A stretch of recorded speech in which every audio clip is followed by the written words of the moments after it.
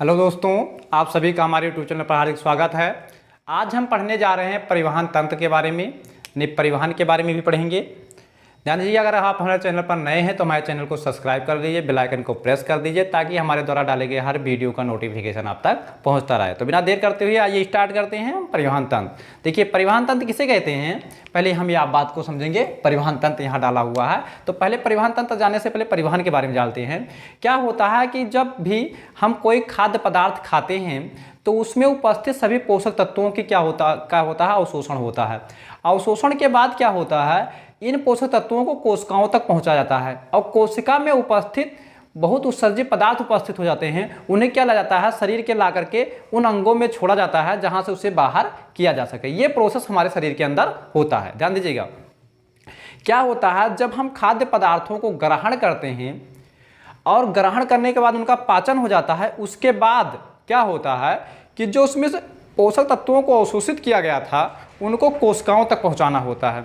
और कोशिका के अंदर क्या होता है, जो हमारी छोटी छोटी कोशिकाएं हैं इनके अंदर उत्सर्जित पदार्थ उत्पन्न हो जाया करते हैं। तो उस उत्सर्जित शोषण के दौरान हमें बताया था कि वहाँ पर क्या होते हैं, उत्सर्जित पदार्थ उत्पन्न होते हैं, जैसे कार्बन डाइऑक्साइड हुआ, जल हुआ, ये सब उत्पन्न होते हैं ना। फिर क्या होता है, उनको मतलब क्या होता है, शरीर के उस अंग तक लाकर छोड़ना जहाँ से उन्हें क्या किया जा सके, निष्कासित किया जा सके। ठीक है, तो ये प्रोसेस जो कहलाता है, ये क्या कहलाता है, परिवहन कहलाता है। तो परिवहन की परिभाषा ध्यान से सुनेंगे और ध्यान से समझेंगे। परिवहन किसे कहते हैं कि हमारे शरीर में, ध्यान दीजिएगा, हमारे शरीर में जो कोशिकाएं होती हैं, कोशिकाओं तक पोषक तत्वों को पहुंचाना। पोषक मतलब क्या होता है, पोषक मतलब पौष्टिक आहार को, जो हमारे शरीर के लिए उपयोगी हैं, उनको क्या करना, कोशिकाओं तक पहुंचाना। और कोशिकाओं में उपस्थित उत्सर्जित पदार्थ को शरीर के उस अंग तक लाकर छोड़ना जहां से उसे शरीर से आसानी से बाहर किया जा सके। इस क्रिया को हम क्या कहते हैं, परिवहन कहते हैं। देखिए फिर से समझिए, जल्दी की कोई बात नहीं है। खाद्य पदार्थों द्वारा ग्रहण किए गए पोषक तत्वों को कोशिकाओं तक पहुंचाना, कोशिकाओं में उपस्थित उत्सर्जित पदार्थ को शरीर के उस भाग तक लाकर छोड़ना जहां से उसे बाहर किया जा सके, ऐसी प्रक्रिया को परिवहन कहते हैं। ऐसी प्रक्रिया को क्या कहते हैं, परिवहन कहते हैं। और इसी परिवहन में जो जो अंग सम्मिलित होते हैं उन्हें हम परिवहन तंत्र कहते हैं। बात समझ में आया, अपने लैंग्वेज में बना करके इसे लिखना है। क्या होता है कि किसी खाद्य पदार्थों को ग्रहण करने पर उसमें उपस्थित पोषक तत्वों को क्या करना, कोशिकाओं तक पहुंचाना और कोशिकाओं में उपस्थित उन सभी उत्सर्जित पदार्थ को शरीर के उस अंग तक लाकर छोड़ना जहां से उसे आसानी से बाहर किया जा सके। ऐसी प्रक्रिया को हम क्या कहते हैं, परिवहन कहते हैं। और परिवहन में जो अंग उपयोग में लाए जाते हैं उसे हम क्या कहते हैं, परिवहन तंत्र कहते हैं। तो आइए देखते हैं कि परिवहन तंत्र कितने प्रकार का होता है, उसके बारे में हम समझते हैं। ध्यान दीजिएगा, परिवहन तंत्र के कौन कौन होते हैं। तो परिवहन तंत्र में पहला क्या होता है, रुधिर परिवहन तंत्र।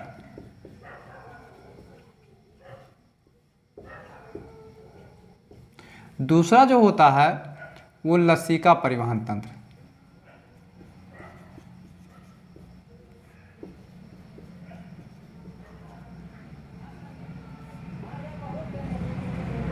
और तीसरा जो होता है जल परिवहन तंत्र।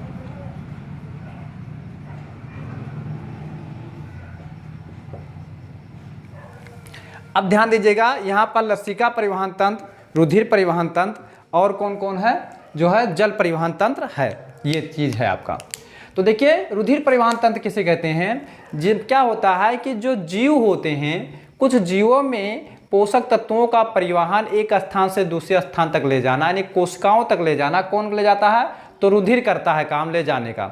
और कुछ क्या होता है, कुछ जीव होते हैं जिसमें जल करता है और कुछ जीवों में क्या होता है, लसिका करता है। तो हम यहाँ बात करेंगे मनुष्य का पहले, कि मानव में यानी जंतुओं में क्या होता है कि रुधिर का परिवहन कौन करता है। तो यहाँ मतलब जो है पोषक तत्वों का परिवहन कौन करता है, तो उसमें क्या होते हैं, रुधिर परिवहन तंत्र होते हैं और लसिका परिवहन तंत्र होते हैं। दो प्रकार के परिवहन तंत्र होते हैं। तो हम लोगों के बॉडी के अंदर क्या होता है, दो प्रकार के परिवहन तंत्र होते हैं। यानी पोषक तत्वों का जो परिवहन होता है एक स्थान से दूसरे स्थान तक ले जाने की प्रक्रिया जो होती है वो रुधिर करता है, और क्या कौन करता है, लसिका। हमने वहाँ पर श्वसन में पढ़ा था कि जो ऑक्सीजन होता था वो किसके माध्यम से शरीर के अंदर जाता था, तो वो ब्लड के माध्यम से जाता था, रुधिर के माध्यम से मतलब कोशिकाओं तक पहुंचता था। और उसके बाद क्या होता था, वहां से उत्पन्न कार्बन डाइऑक्साइड किसके माध्यम से बाहर आता था, तो वो भी रुधिर के माध्यम से ही वहां फेफड़े तक आता था।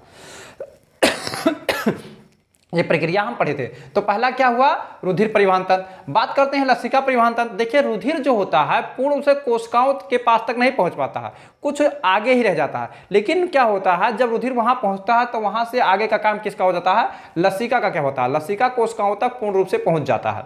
नहीं, पोषक तत्वों का पूर्ण रूप से पहुंचाने का काम कौन करता है, लसिका करता है, जिसके बारे में हम आगे भी चर्चा करेंगे। तो पहले हम क्या पढ़ेंगे, रुधिर परिवहन तंत्र। क्या पढ़ेंगे, रुधिर परिवहन तंत्र।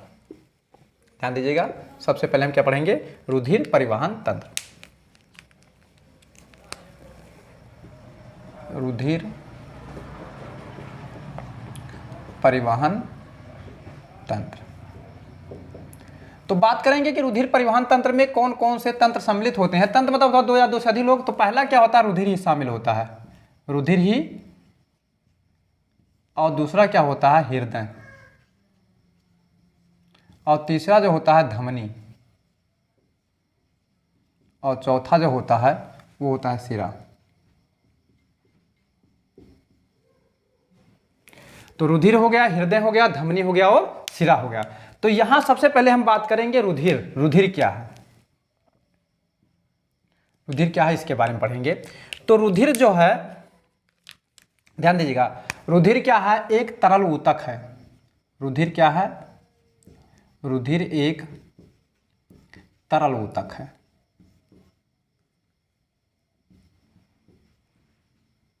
जिस प्रकार से हमारे शरीर की संरचना जो हुई है छोटी छोटी कोशिकाओं से मिलकर हुई है, उसी तरह क्या होता है, रुधिर में भी क्या कुछ कोशिकाएं पाई जाती हैं।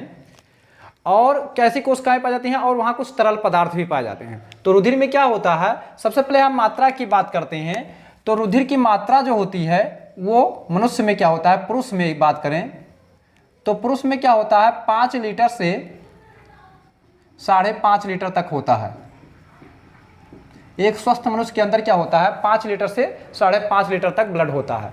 और बात करें महिला की, तो महिला में क्या होता है, 5.5 लीटर से 6 लीटर ब्लड पाया जाता है। ये महिला का कंडीशन है। अब बात करते हैं कि जो रुधिर होता है ये एक तरल ऊतक है, तो इसमें कौन कौन से पदार्थ पाए जाते हैं इसकी बात करें। तो रुधिर में जो होता है 2 प्रकार के पदार्थों से मिलकर बना होता है। रुधिर क्या होता है, 2 प्रकार के पदार्थों से मिलकर बना होता है। पहला नंबर क्या होता है कि ये एक तरल पदार्थ से मिलकर बना होता है। किससे मिलकर बना है, तरल पदार्थ। इस तरल पदार्थ को क्या कहा जाता है, प्लाज्मा कहा जाता है।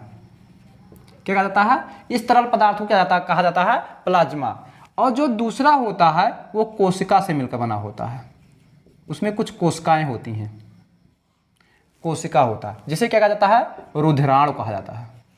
रुधिराणु। देखिए रुधिर के अंदर क्या होती हैं, कुछ कोशिकाएं होती हैं जिन्हें क्या कहा जाता है, रुधिराणु कहा जाता है। तो रुधिर में 2 प्रकार के पदार्थ पाए जाते हैं। एक तरल पदार्थ पाया जाता है जिसे कहा जाता है प्लाज्मा, और एक क्या होते हैं, कोशिका, जिसे कहा जाता है रुधिराणु। तो क्या होता है, तरल पदार्थ कितने पाए जाते हैं, 60% तरल पदार्थ पाए जाते हैं, और 40% क्या होता है, रुधिराणु पाए जाते हैं। 40% कौन पाया जाता है, रुधिराणु। अब बात करते हैं कि तरल पदार्थ में क्या क्या होता है। तो तरल पदार्थ भी 2 प्रकार के पदार्थों से मिलकर बना होता है, जिसमें क्या होता है कि 90% क्या होता है, जल होता है। 90% क्या होता है, 90% जल, यानी क्या होता है, H2O होता है। और बात करें कि 10% बचा, तो 10% में क्या आता है, कार्बनिक अकार्बनिक पदार्थ आता है। ध्यान दीजिएगा, बात को समझिएगा, बहुत मजा आएगा। कार्बनिक अकार्बनिक,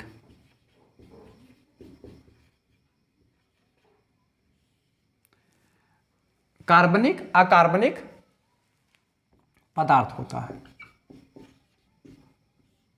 देखिए बात करते हैं, हमने बताया कि जो तरल भाग होता है उस तरल भाग को क्या कहते हैं, हम प्लाज्मा कहते हैं।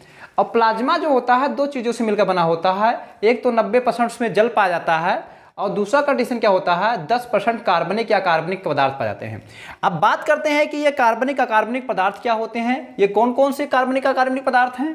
तो यहां पर क्या है, पहला नंबर कार्बनिक पदार्थ में जो आता है वो क्या हुआ कि खाद्य पदार्थों से अवशोषित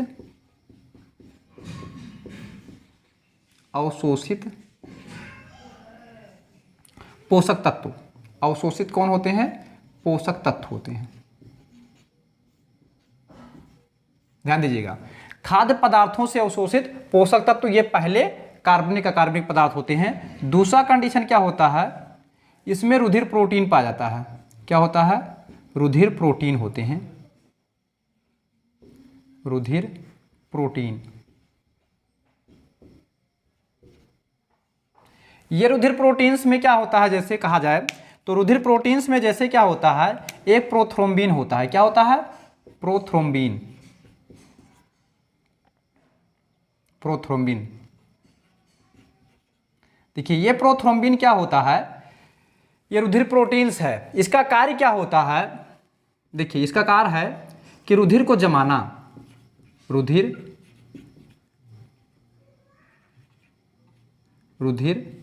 को जमाना। ध्यान दीजिएगा, ये रुधिर को ऐसे नहीं जमाएगा, जब ये प्रोथ्रोम्बिन या ब्लड हमारा वायु के संपर्क में आता है तब प्रोथ्रोम्बिन क्या करता है, ब्लड को जमा देता है। आप लोगों ने देखा होगा कि ब्लड क्या होता है, अंदर बहता रहता है, लेकिन जब क्या होता है कहीं कट पिट जाता है तो ब्लड बाहर आ जाता है, और जैसे ही ब्लड बाहर आता है वैसे क्या होता है, वो जमने लगता है, धीरे धीरे जम जाता है। तो प्रोथ्रोम्बिन क्या करेगा, ब्लड को जमाने का कार्य करता है। लेकिन ये कब कार्य करता है, जब क्या होगा कि हमारा रुधिर क्या होगा, वायु के संपर्क में आएगा, तब ऐसा कंडीशन होगा। कम आता कब है, जब हमारे कहीं कट पिट जाता है तो ब्लड बहने लगता है, तो उसमें क्या होता है, रुधिर और वायु तुरंत संपर्कित हो जाते हैं, जिसके कारण प्रोथ्रोम्बिन अपना कार्य शुरू कर देता है और ब्लड को क्या करता है, जमा देता है।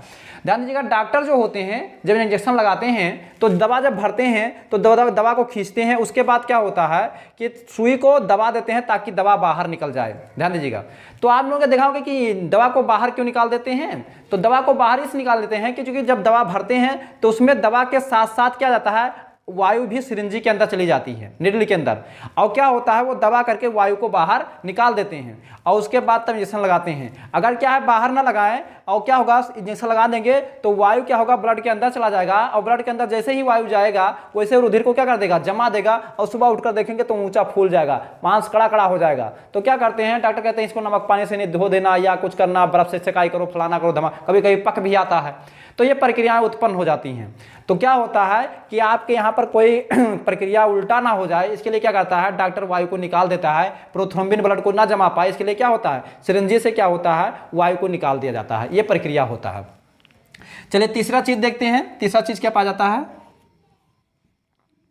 तो इसमें क्या होता है, उत्सर्जी पदार्थ भी पाए जाते हैं, उत्सर्जी पदार्थ,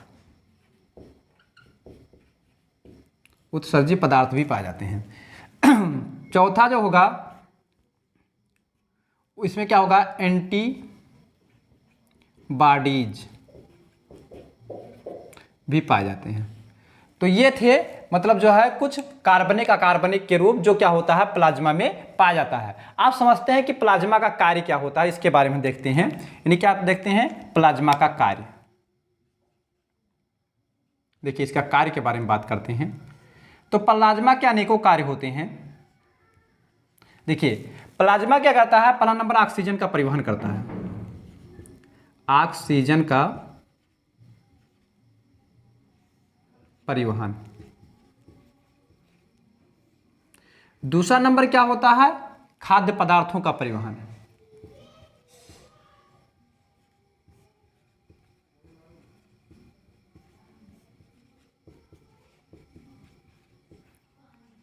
परिवहन।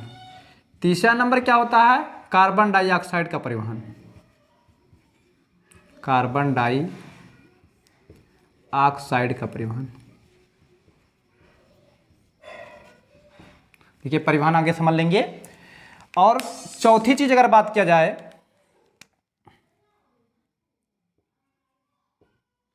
एंटीबॉडीज का परिवहन, एंटीबॉडीज का परिवहन, एंटीबॉडीज का ये भी परिवहन करता है। और पांचवा काम ये बहुत इंपॉर्टेंट कार्य करता है, जो क्या करता है, शरीर का ताप का नियंत्रण करता है, शरीर के ताप का नियंत्रण करता है। ये प्लाज्मा के कार्य थे, ध्यान दीजिएगा। तो ये था प्लाज्मा का कार्य जो हमने आपको बताया। अब आप क्या करेंगे, इसका स्क्रीनशॉट लेंगे, तब हम जो है रुधिर अणु के बारे में बताएंगे। ये तो प्लाज्मा के बारे में बताया, उसके बाद किसके बारे में बताएंगे, रुधिर कोशिकाओं के बारे में बताएंगे, रुधिराणु के बारे में हम बताएंगे। तो स्क्रीनशॉट लीजिए।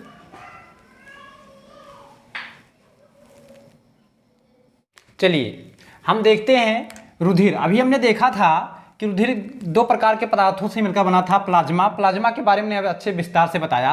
अब हम बताएंगे रुधिर कोशिका के बारे में। तो हमने अभी बताया था रुधिर कोशिका को हम क्या कहते हैं, रुधिराणु कहते हैं, ये अभी हमने बताया भी था। और इनको क्या कहते हैं, देखिए रुधिर कणिका, रुधिर कणिका, ध्यान दीजिएगा। इसको हम रुधिराणु कहें, रुधिर कोशिका कहें या रुधिर कणिका कहें, तो बात एक ही है। तो यहां पर क्या होगा,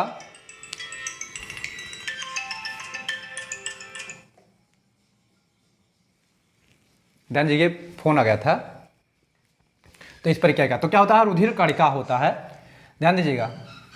तो इस प्रकार से होता है। तो रुधिर कणिका जो होता है, रुधिर कणिका जो होता है वो 3 रुधिर कणिकाएं पाई जाती हैं हमारे अंदर। कितनी रुधिर कणिकाएं, 3। पहला जो होता है लाल रुधिर कणिका, लाल रुधिर कणिका,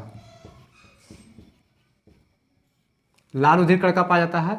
दूसरा जो होता है वो श्वेत रुधिर कणिका होता है।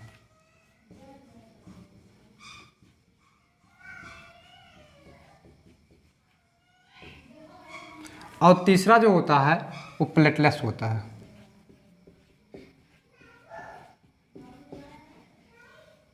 कितनी प्रकार की कणिकाएं होती हैं, 3 प्रकार की कणिकाएं होती हैं। एक हमारे ब्लड में कितनी प्रकार की कणिकाएं होती हैं, 3 प्रकार की। एक होता है लाल रुधिर कणिका, जिसे कुछ लोग कहते हैं आरबीसी भी कहते हैं, आरबीसी। और क्या होता है, डब्ल्यूबीसी। और प्लेटलेट्स तो होता ही है। तो यहां हम बात करेंगे लाल रुधिर कणिका की, बात करेंगे कि जो लाल रुधिर कणिकाएं पाई जाती हैं ये किन्हें कहते हैं। तो क्या होता है, लाल रुधिर कणिका उसे कहते हैं जिसमें क्या होता है, जिसके कारण ब्लड का रंग लाल होता है, उसी को ही क्या कहा जाता है, लाल रुधिर कणिका कहा जाता है। तो लाल लाल कलर की जो कोशिकाएं दिखती हैं, रेड रेड कलर की कोशिकाएं जो दिखती हैं, उसी को क्या कहा जाता है, लाल रुधिर कणिका कहा जाता है। तो ध्यान दीजिए, इनकी संख्या अगर बात किया जाए, तो इनकी संख्या की अगर बात किया जाए तो पुरुषों में अलग होता है और महिलाओं में अलग होता है संख्या। लाल रुधिर कणिका की संख्या की बात किया जाए तो पुरुषों में कितना होता है, महिलाओं में कितना होता है। तो लाल रुधिर कणिकाओं की संख्या जो पुरुषों में होता है वो 55 लाख होता है, 55 लाख प्रति घन मिलीलीटर। क्या होता है, 55 लाख प्रति घन मिलीलीटर होता है। यानी पुरुषों में लाल रुधिर कणिका की संख्या कितनी होती है, 55 लाख प्रति, ध्यान दीजिए, घन मिलीलीटर होता है। और महिला में करें बात तो 50 लाख प्रति घन मिलीलीटर होता है, इतना होता है। अब बात करें कि जो लाल रुधिर कणिकाएं होती हैं इनका जीवन काल कितना होता है। तो लाल रुधिर कणिकाओं का जो जीवन काल होता है वो 120 दिन होता है। कंडीशन क्या है बताते हैं, जीवन काल, जीवन काल, जीवन काल क्या होता है इनका।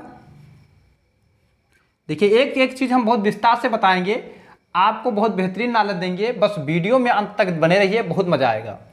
तो लाल रुधिर कणिकाओं का जो जीवन काल होता है वो कितना होता है, 120 दिन होता है।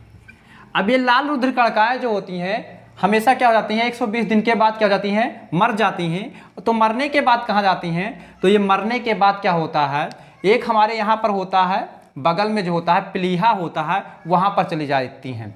और प्लीहा में क्या होता है, एक लाइसोसोम होता है जो उन मरे हुए लाल रुधिर कणिकाओं का क्या करता है, भक्षण करता है। अभी हम सारी चीज़ें यहाँ लिख देते हैं।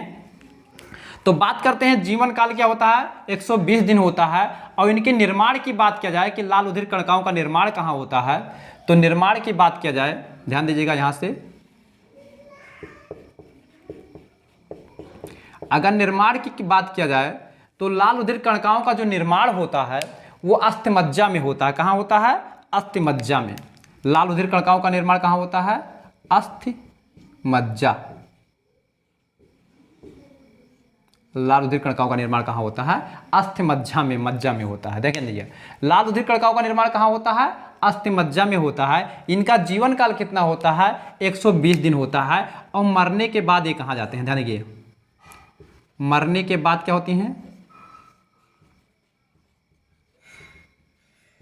मरने के बाद क्या होता है, ये लाल रुधिर कणिकाएं कहाँ जाती हैं, मरने के बाद लाल रुधिर कणिकाएं, लाल रुधिर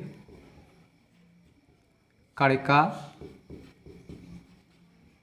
देखिए मरने के बाद लाल रुधिर कणिकाएं कहाँ होंगी, कहाँ पर जाएंगी, ये जाएंगी प्लीहा या तिल्ली में इकट्ठा होंगी, प्लीहा या तिल्ली, उसको तिल्ली भी बोलते हैं और प्लीहा भी बोलते हैं। प्लीहा या तिल्ली में जाकर के क्या होंगी, इकट्ठा होंगी। और प्लीहा या तिल्ली में कौन होता है, लाइसोसोम होता है। कौन होता है, लाइसोसोम होगा जो मरे हुई लाल रुधिर कणिकाओं का भक्षण करेगा। देखिए मरने के बाद लाल रुधिर कणिकाएं कहाँ जाएंगी, प्लीहा या तिल्ली में जाएंगी। अब क्या होगा, प्लीहा या तिल्ली में कौन है, लाइसोसोम है। कौन है, लाइसोसोम। प्लीहा या तिल्ली में कौन है, ध्यान दीजिएगा, ध्यान समझिएगा। मरने के बाद लाल रुधिर कणिकाएं कहाँ जाती हैं, प्लीहा या तिल्ली में जाती हैं। और उसी में क्या होता है, लाइसोसोम होता है। और लाइसोसोम क्या करेगा, ध्यान दीजिएगा, लाइसोसोम क्या करेगा ये समझ लीजिए। लाइसोसोम करेगा मरी हुई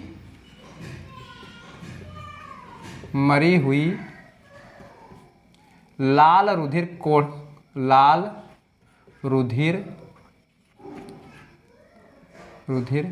कणिका का भक्षण करेगी। क्या करेगी, भक्षण करेगी।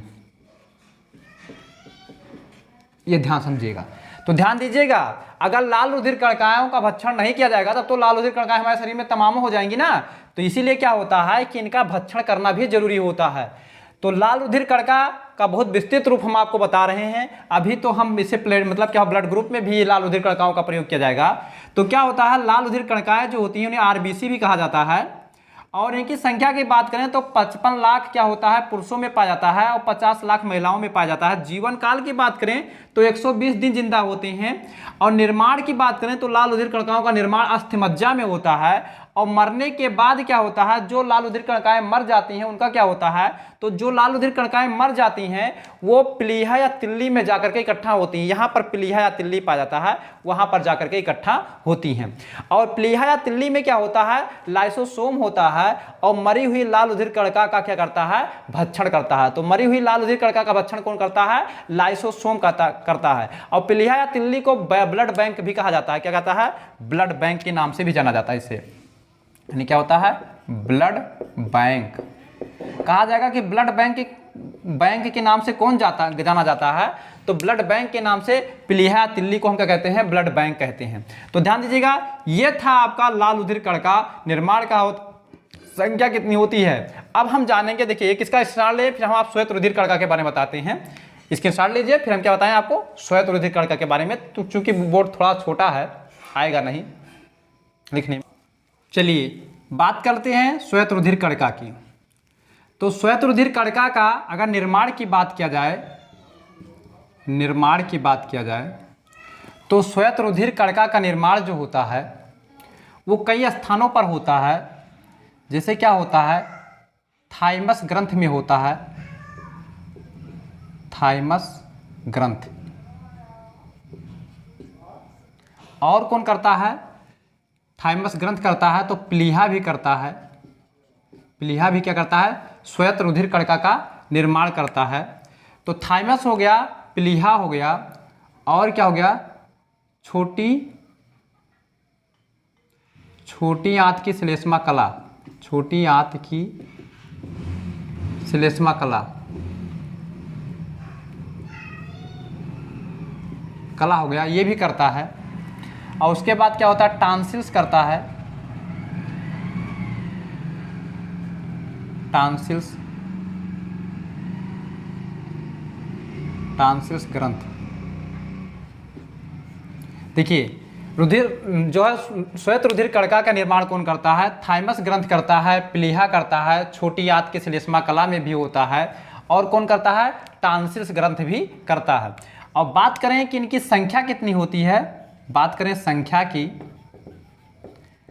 तो श्वेत रुधिर कणिका की संख्या जो होती है वो 6000 से लेकर के 10,000 तक की होती है। 6000 से 10,000, 6000 से 10,000 प्रति घन मिलीलीटर में होता है। 6000 से लेकर के 10,000 तक क्या होता है? प्रति घन मिलीमीटर होता है। किसका? श्वेत रुधिर कणिका का होता है। बात करें इनके जीवन काल का, तो जीवन काल का बात करें तो ये 4 दिन जीवित होते हैं। कितने दिन रहते हैं? 4 दिन। यानी श्वेत रुधिर कणिका का जीवन काल कितना होता है? 4 दिन होता है। श्वेत रुधिर कणिका का जीवन काल कितना होता है? 4 दिन होता है। इनका निर्माण क्या होता है? 6000 से लेकर मतलब जो है थाइमस ग्रंथ, प्लीहा ग्रंथ, छोटी आंत, श्लेष्मा कला, और क्या होता है? टॉन्सिल ग्रंथ में होता है। संख्या इनकी कितनी होती है? 6000 से लेकर के 10,000 तक होता है। जीवन काल 4 दिन होता है। अब क्या होता है? जब ये मर जाते हैं तब इनका क्या होता है? तो मर जाते हैं तो इनका भक्षण क्या होता है? वही हो जाया करता है जहां पर ये समाप्त होते हैं, क्योंकि जो मतलब लाइसोसोम होता है वो श्वेत रुधिर कणिका के अंदर पाया जाता है।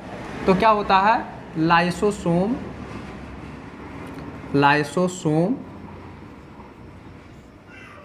क्या करता है? भक्षण करता है।